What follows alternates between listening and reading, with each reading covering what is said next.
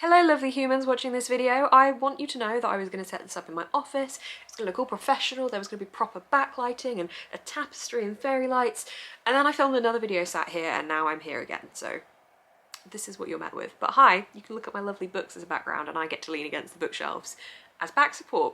It's a fun time. Anyway, this video is something that I hope will be tackling something that seems to be a bit taboo to talk about. I'm seeing a lot more people talking about it recently, but it still seems like a taboo subject, whether it's because people don't feel comfortable talking about it or people don't know how to approach the subject. That subject is how to earn money from your bookish content creating.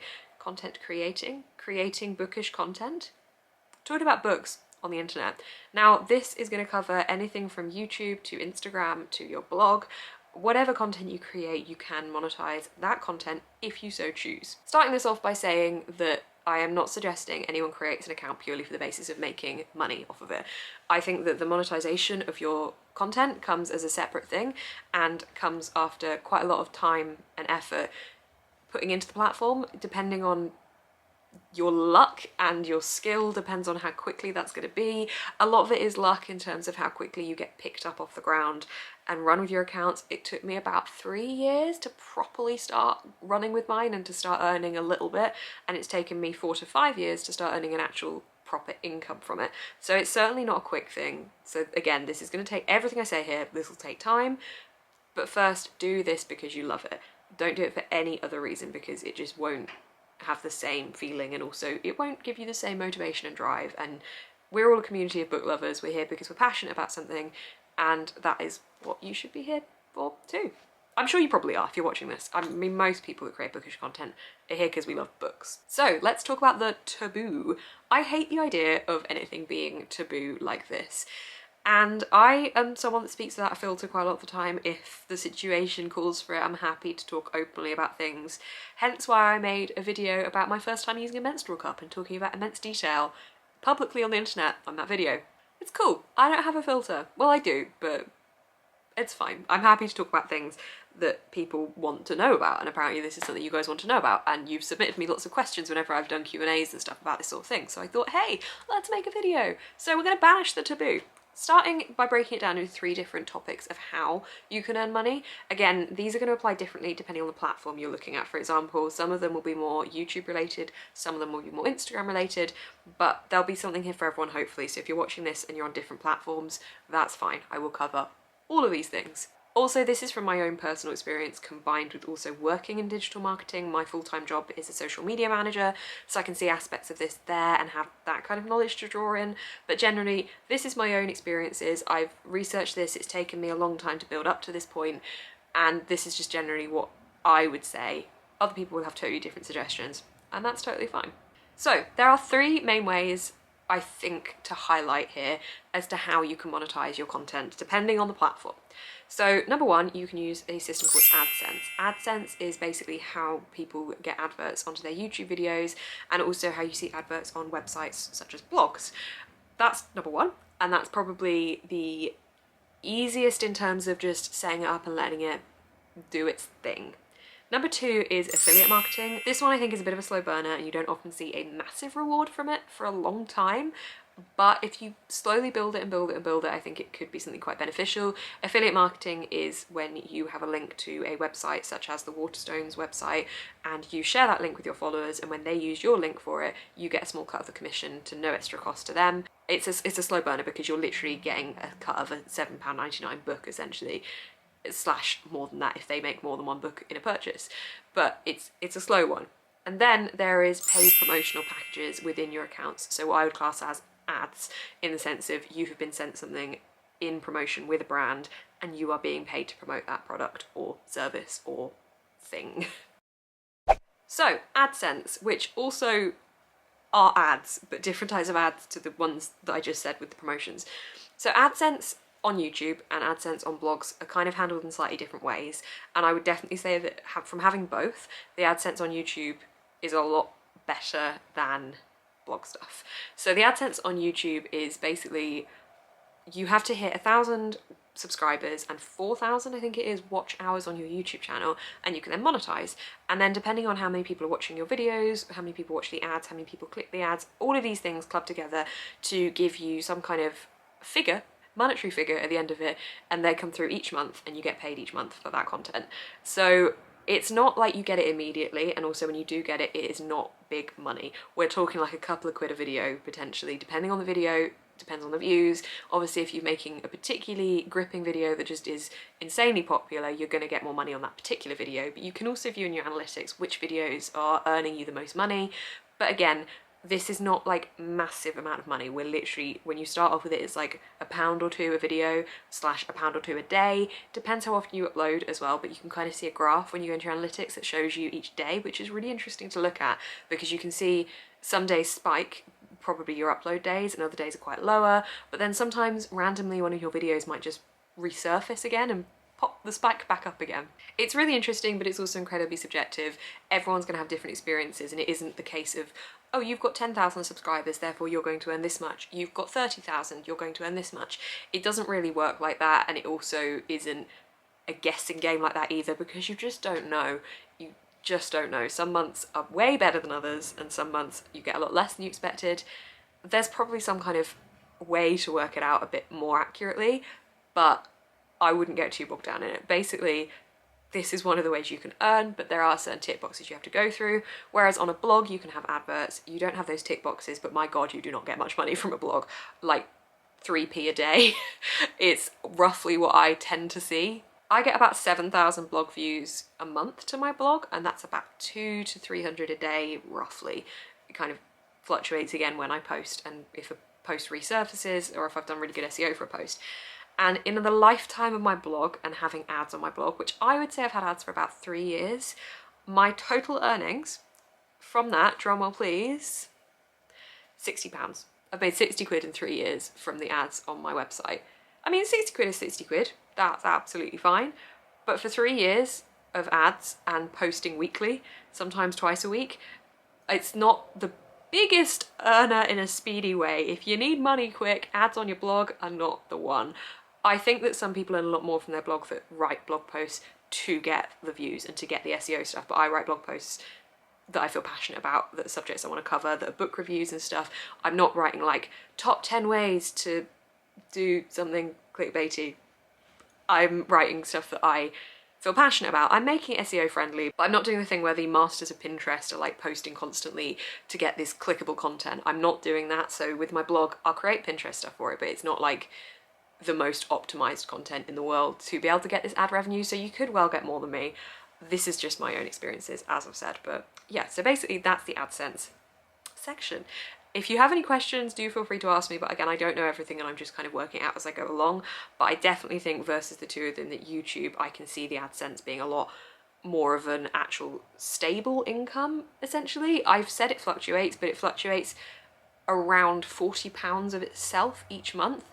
But in the past 2 months, I've seen it start to go up a lot more as I've grown a lot quicker. I know I said that your subscriber count isn't exactly going to reflect how much you're going to get, but obviously with more subscribers you are generally getting more viewers, therefore you're getting more people seeing the ads, so it does kind of reflect, it just changes for everyone. But I do think that the more people grow on YouTube, the more that can be a stable income and is probably a more valuable way of being able to do that full time if you got it high enough, because you could kind of see roughly you were going to get that each month even if it dipped up and down a little bit. So that's number one. Number two, affiliate marketing. Affiliate marketing really is slow, as I've said, but I basically am signed up by a company called AWIN, that is AWIN, and they allow you to link several different brands, like when I say several, loads of different brands in there, and you can generate links. So WATERSTONES and Audible are the two that I'm on there. I am an affiliate for Amazon as well, but I don't often promote stuff with Amazon if I can help it. I know that Audible is owned by Amazon, but I also am kind of an affiliate for SCRIBD, but not in a paid way. Basically, if people sign up to my SCRIBD, which is another audiobook sharing site, they get 60 days free and I get a free month. So that's not really earning me money, but it's saving me money. So there are other ways around this, but that's not what we're talking about. We're talking about earning the dollar, the cash, the moolah. Cha-ching. Money.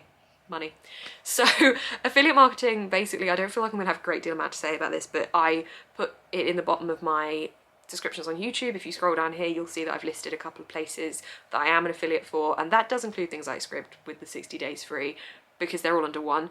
The big thing with this is declare it. If you just say, you'll see as well, just look at my description basically. There's a disclaimer that lets people know that the links below will contain affiliate links. And I do that on book reviews and on various reviews, various pages, blog posts on my blog as well. So again, it's not the most profitable thing in the world, but it's something you can share on social media, it's something you can share on your blog, it's something you can share in YouTube videos. It's easily shareable, and if you know a relative that's going to be doing a massive order from somewhere and you've got an affiliate link, you can send it along to them and maybe get like £1 or £2. Again, you are getting a percentage of the purchase, so when we're talking about books, we're getting a small percentage of that book sale. We're not talking about like cars here, which would probably be a lot bigger number. And finally, talking about ads on Instagram and YouTube and your blogs, wherever you want to do these, but these are like promotional collaborations with brands. First things first, you have to declare. You have to declare an ad. There is no point getting around it. If you are being paid to promote something, or if you've been sent something to promote, that is an ad. If you're being sent an item and you're not being paid, and you've been asked to promote it and you're showing a code, or you've just generally been asked to share it, that is a PR product ad. You've been sent that as a PR product. Similar, if you've been going to an event, that is a PR event ad. If you have been sent something and you have been paid, or it's like a product or service or something that isn't something you can physically hold, either of these things, anything like that, if you're being paid, it's an ad. You have to declare it, and you have to declare it in an obvious place. I personally choose to put a little sticker thing on a YouTube video that says ad, like I put my own text in until I finish talking about it. And on Instagram, I literally put it right at the start of my caption. It doesn't affect your likes. You don't need to put like hashtag ad or anything, just ad is fine. It just is open and in guidance with, well, in legal guidance, I think. I don't know if it's like the law or just what the ASA tell you have to do, which is the Advertising Standards Agency, is that what it stands for? Basically, it's what you have to do. So if you're doing an ad or anything that I'm about to talk about, you have to declare it. Also worth saying quickly that gifted is not a recognised term within the ASA. Gifted implies that someone has given you a present, and brands are not giving you presents, they're giving you things to advertise in exchange for promotion.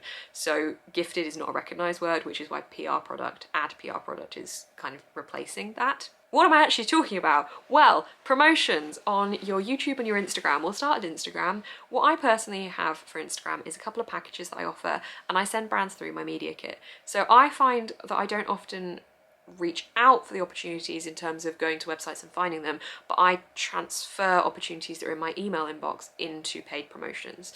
So for example, if someone's emailed me raising a book to me that I hadn't heard of and they're looking for some sort of interaction with me on my channels, I will write back to them with my media kit, which contains 4 different packages that I include. So they cover things like Instagram Reels, Instagram feeds, YouTube features, all these different things. There's 4 different ones, and they each escalate in price as you get to number 4. So basically I will work with them on a promotion, and generally my most popular promotion is a feed post and a story post together promoting book, product, service, app, anything really that I feel passionate about. I will personally never accept or work on a promotion that I either do not love or am interested in myself, or is something that I don't think you guys would be interested in. I will always keep those 2 things in the top of my mind, and I will also be aware that you guys are also interested in things that I'm not as interested in things. So as long as I feel like I am supporting a really good product, book, app, promotion that I think myself and or you guys would like, I will promote that, because I think that's the way to stay as genuine as possible. But yeah, that's my own personal thing. Everyone's going to be different with it. So basically with this kind of thing, I will get paid to promote the product. I will send over an invoice. I run all my finances through a system called QuickBooks. And this is where I would say I make the most amount of an income, because you can charge advisedly 1% of your following on Instagram or anywhere, I suppose. I'm not 100% sure on how to price YouTube stuff. I will say that the YouTube stuff is a little bit more of a guesswork, and is something that I offer currently as part of a YouTube video promotion. I'll go on to that in a minute. But Instagram definitely can be the biggest earner for me, but I think also it's a big thing of having the confidence to value your time and your effort. And if people ask you to promote something for free, there's nothing wrong with asking and just sending an email back. I've got an email template that just says something like, "Hi, thank you so much for reaching out. I would absolutely love to work with you on a promotion for this. I've attached my media kit, it's got my prices. Let me know if you've got any questions." Half the time I get ignored, half the time I don't, and I get a promotion out of it, and that's really great. These kind of things are very much like as and when. It is not the guaranteed income that you get from something like the Adsense on YouTube. Again, I know that varies, but Instagram you could have no promotions for a month or 2 and then suddenly get loads. it varies month to month, which makes it quite difficult to guarantee that you're going to get anything if you're using this as a supportive income, but it's really nice to have as a side income if that's something that you're looking for. I hope that I'm making sense of this. I'm just kind of spurting my brain. I've got notes written down, but I'm just spurting what's coming out of my head at you guys, so sorry if it's a little bit confusing. I hope it isn't. Please do feel free to message me separately if you've got any questions, but I think that's probably all I need to say about Instagram. So basically, you can charge for promotions, you shouldn't feel like you can't. Value your time, value your effort. Around 1% is the general advisory as to what you should charge of your following. So if you had 10,000 followers, you would charge £100, essentially, is the logic. I don't necessarily stick to that rigidly because sometimes I feel like you definitely need to look at your engagement as well. You need to check that your engagement is keeping up with your follower count, but also I don't want to overcharge people and feel like I've not delivered on that. I also don't want to feel like I'm charging people more than they can afford and things. You'll learn and adapt and grow with it. But when it comes to YouTube, what I offer there personally is a promotion within a video. So whether that's like sponsoring the video or promoting a book within it, service, product, again, I will then take a segment of my weekly vlog and I will talk about said book, for example, and that is what I will charge for there. The YouTube stuff isn't what I massively go into. I have done a couple of promotions on my YouTube, but I feel much more confident doing it on my Instagram because I feel like it's easier to work out how to do it. It's a lot of work to do it on Instagram because of the different types of content you have to create, and you often have to send it back for approval, make changes and things. But I feel like I know where I stand a little bit more with that. So those are the 3 top ways to make money off of your platforms. There are also other things, like for example, you might have seen I recently set up a Patreon account. So Patreon is a space for creators to create more additional exclusive content for those subscribed to Patreon. So you can have different tiers, which you charge different values for, and people can sign up and get things in exchange for those. So for me, for example, I've got 4 tiers. My first tier includes exclusive behind the scenes Patreon content. My second tier, I'm trying to remember them all off the top of my head, is all of that and also a Discord chat, exclusive Discord chat, and an exclusive Discord related, or just generally Patreon related book club. Then the next tier involves all of that, but also live shows and also a monthly positivity podcast style content creation thing from me that is exclusive to Patreon. And the next tier is all of that, but totally separately as well. That is a very niche tier because that is where I offer social media audits and professional social media advice. Any questions answered from myself, and I am a digital marketing professional. I'm a social media manager, so I've got that knowledge to offer there. So 4 different tiers, all different, but that is a way you can also make an income. But it's kind of different because you're not making income off the content you currently create, you're making it off of separate stuff. So I didn't want to completely dedicate a section to it, but hopefully that's helpful. I don't know if this video has been helpful or not. I feel like I've tried to just spew off as much as I can think of in one video. I've been filming for a while, so hopefully I can edit this down into something palette-sized. But if you did enjoy this video, please do give it a thumbs up. Comment down below if you've got any questions. Subscribe to see more of my face on your feed. And again, if you are interested in any of the things I've mentioned, like affiliate links to just see how I display these kind of things, there's really good examples of that down in my description. There's also a link to my Patreon in my description if you want to know more about this kind of thing and you want more help with your social media stuff. There is the package within my Patreon that you can sign up to for that as well if you'd like. So thank you guys so much for watching. Hopefully it wasn't a complete jumble of words. It feels like that at the moment, but hopefully editing me will sort it out. But yeah, that's ban the taboo on this. You know, if you want to earn from something, you should value your time, you should value your effort, and ask. The worst thing people can do is say no. I think that is ultimately it. You know, you're not going to be rude to ask as long as you present it sensibly and nicely in an email, and you give a professional media kit, which you can make on Canva. Should have said that. Canva is great for making media kits. If you go to my blog, which is booksnest.co.uk, there's a tab called media kit and you can see my full media kit. I would put a picture of it here, but I think there's too much small info, so head there and you can see it all. But yeah, it's all there. It's all good. Thank you guys so much for watching. Keep smiling and stay positive.